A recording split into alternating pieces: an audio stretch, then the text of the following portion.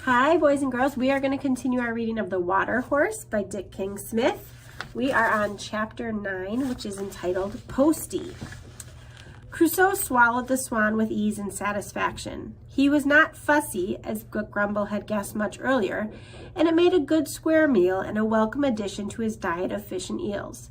He had lived in the loch-in long enough now to have caused the fish supplies to shrink, and once he realized that there was prey on top of the water as well as below it, a great many waterfowl feeding and resting on the surface, went to satisfy his appetite.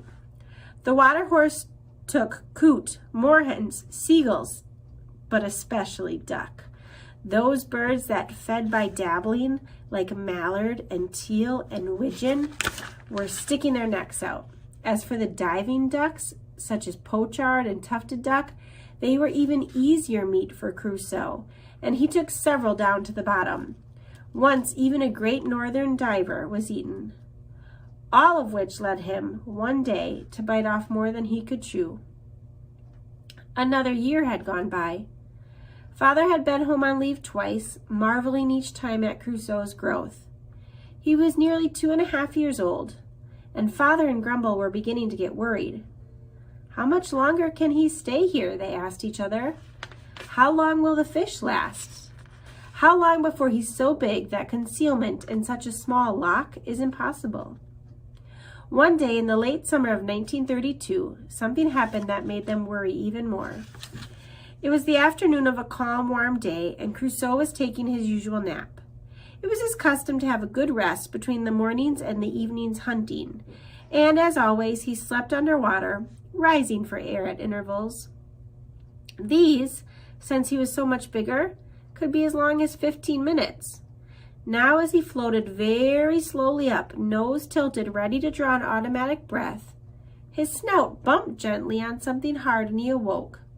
Sinking back down a little, he looked upward at the dark object that lay on the surface above his head. It was large, almost as large as himself, and was pointed at one end and squared off at the other. It was not moving. What could that be, thought the water horse. At that moment, there was a little splash at some distance from the thing, and Crusoe swam over to investigate. But the length of a line with its hook and its silvery spinner meant nothing to him, and he swam back underneath the dark object. He would have liked to stick his head out of the water and have a good look at it, but this he knew the giants would not like. They could not complain, surely, if he took just a little bite out of it, though. So Crusoe swam up, opened his jaws wide, and bit through the bottom of the boat. Mother and the children had gone down to the beach, and Grumble was alone in the small white house when he heard a knock at the door. He opened it, and there stood Posty, white-faced and dripping wet. "Why, Mr. McNabb," said Grumby. Posty, he knew, kept an old half-rotten dinghy tied up by the loch-in, and in his off-duty hours would sometimes try for the huge old pike that local folk believed to be lurking in its depths. "Did you tumble in now?" he said. "Tumble in?" said Posty. "Man, there's something awful big in that loch. I felt a wee bump under the boat just before I cast, and then next minute there was a crunching noise and something tore the bottom of my boat."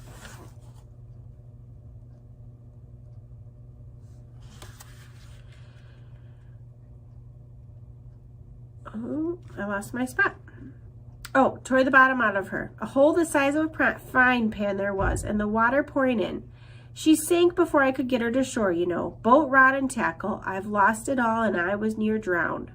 "You were near eaten, too," thought Grumble. He pulled thoughtfully at his mustache. "What a pike that must be, Mr. McNabb," he said solemnly. "A monster by the sound of it." "That was no pike," said Posty. He cleared his throat. "Tell me now," he said hesitantly. "You live nearby. Do you think there's anything living in that loch-in?" "Oi, yeah," said Grumble. "There's a fish aplenty." "I don't mean fish," said Posty. "I mean, have you ever seen—" He dropped his voice to a whisper. "Could it be the kelpie?" "Oh, Mr. McNabb," said Grumble, "you're surely not going to tell folk there's a kelpie in the loch-in. I'm not saying that such creatures don't exist. There was one in Loch Morar when I was a boy.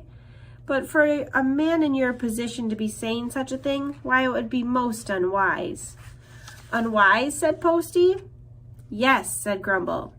If it got about that someone like you, a responsible public servant entrusted with the delivery of His Majesty's mail for miles around, was talking about seeing monsters, why, the powers that be in the post office might begin to doubt your fitness for the job. And there's a great deal of unemployment about these days, Mr. McNabb.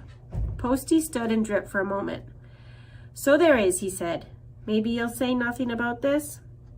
Not a word, said Grumble, and then, as if to seal the promise, now you mustn't catch cold, so you'll take a wee dram with me before you go?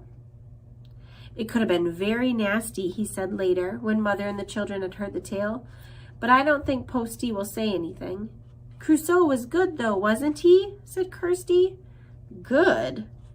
But he didn't show himself. No, but he did smash up the Posty's boat, said Mother. He shivered its timbers, said Angus. And that is the end of chapter 9. Let's keep reading. We're going to do chapter 10, and then we just have 1 week left after this. Great job, everyone.